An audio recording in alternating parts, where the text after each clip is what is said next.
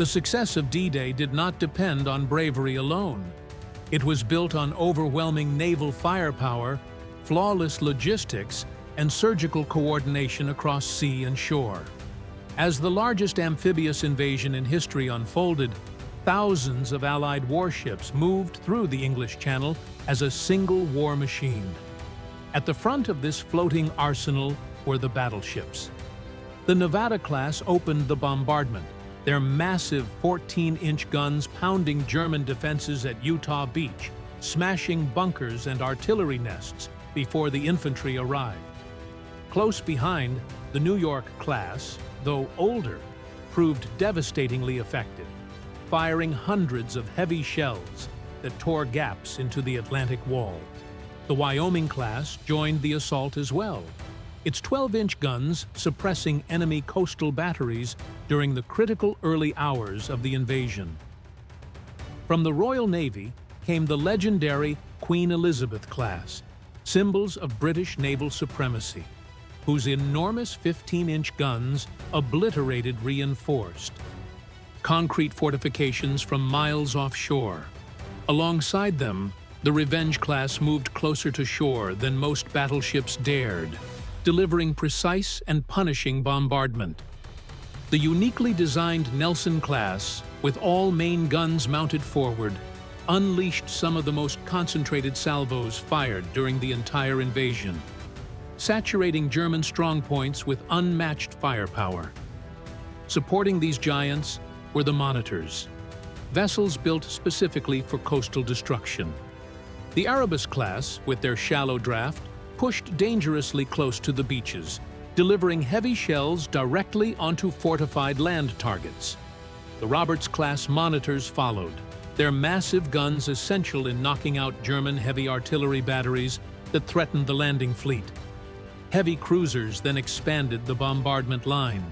The Baltimore class combined speed with striking power, using their accurate 8-inch guns against mobile defenses inland.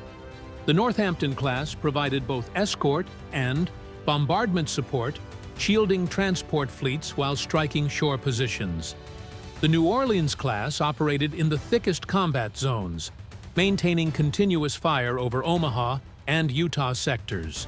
British Hawkins-class cruisers, though aging, delivered reliable heavy shelling across Commonwealth beaches, while the tall-hulled County class served dual roles as command ships and bombardment platforms, coordinating fleet operations while engaging targets ashore.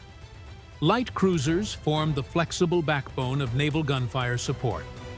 Free French La Galissonière class cruisers fired upon German defenses as part of their homeland's liberation. Anti-aircraft specialized Dido-class ships shielded the fleet from Luftwaffe attacks, while assisting in bombardment. The Modern Town class fired thousands of rounds throughout D-Day, acting as tireless workhorses of the Royal Navy.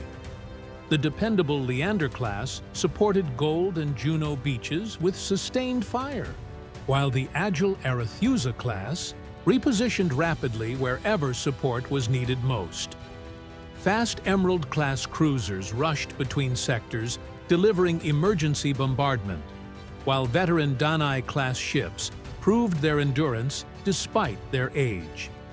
Caledon-class cruisers filled operational gaps in the naval line, ensuring no landing sector lacked coverage, and the modern Fiji class targeted inland roads and bridges, preventing German reinforcements from reaching the beaches.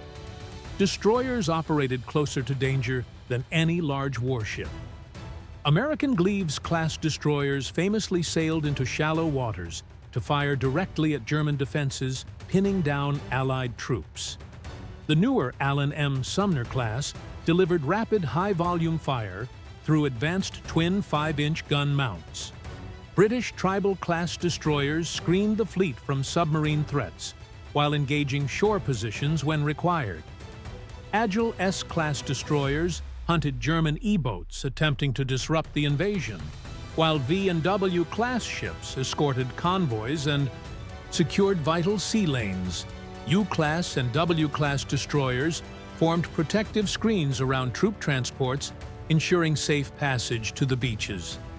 J, K, and N-class destroyers operated aggressively at the front lines, guiding landing craft and engaging threats directly. Older F-class and B-class ships performed multi-role duties from smoke screening to rescue operations. Hunt-class escort destroyers navigated crowded coastal waters, while Polish Grom-class vessels fought fiercely for Europe's liberation. French Bourrasque-class destroyers added close-range fire support, and converted Wickas and Clemson-class four-stackers carried elite ranger and commando units into combat zones. Smaller combatants played equally vital roles.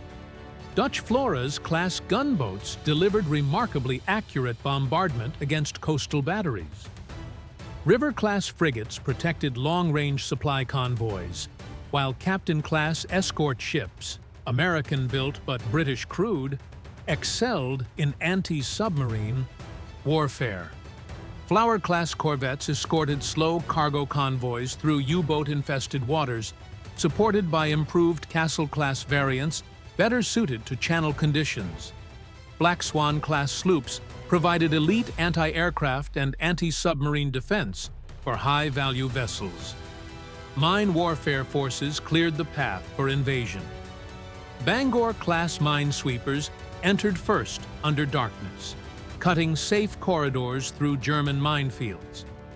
Admirable-class sweepers worked dangerously close to shore, while Catherine-class vessels maintained secure naval lanes for the fleet behind them. Command ships, such as LSH vessels, acted as floating headquarters packed with communications equipment, while LCH craft allowed battlefield commanders to coordinate operations in real time from offshore positions. Logistics ships formed the lifeline of the invasion. Liberty ships carried endless supplies of fuel, ammunition, and food. Faster Victory ships delivered cargo at higher speed. British Empire-class transports hauled vehicles and construction materials, while converted Prince-class liners transported thousands of troops. Specialized C-1SA-1 transports carried heavy military equipment. LST-1 landing ships beached themselves to unload tanks and trucks directly onto the sand, supported by LSI infantry carriers and LSD dock ships, capable of launching preloaded landing craft from flooded stern bays. Finally came the landing craft, the vessels that physically delivered liberation. LCI craft carried over 200 soldiers per run, while LCT ships brought tanks ashore. Armored LCT AE variants survived intense defensive fire, and rocket-firing LCT RA craft saturated German defenses with massive bombardments. The iconic LCVP Higgins boats carried 30 troops at a time and became the defining image of D-Day. British LCA craft landed Commonwealth forces, while LCM vessels delivered single tanks in follow-up waves. LCF anti-aircraft platforms shielded the beaches from air attack, and gun-armed LCG craft acted like miniature destroyers offshore. Fast patrol forces completed the naval screen. American PT boats intercepted enemy torpedo threats and conducted rescues, while British MTB motor torpedo boats hunted German patrol craft under darkness. Versatile motor launches coordinated traffic, laid smoke screens, and guided landing waves toward the correct beaches. Together, this vast multinational armada formed the greatest naval invasion force ever assembled. Battleships shattered fortresses, cruisers suppressed artillery, destroyers shielded the vulnerable, escorts guarded supply lines, minesweepers cleared the path, transports carried the army, and landing craft delivered liberation onto the sands of Normandy. D-Day was not won on land alone. It was carried across the sea by steel, firepower, and the coordinated might of thousands of warships moving toward history's decisive shore.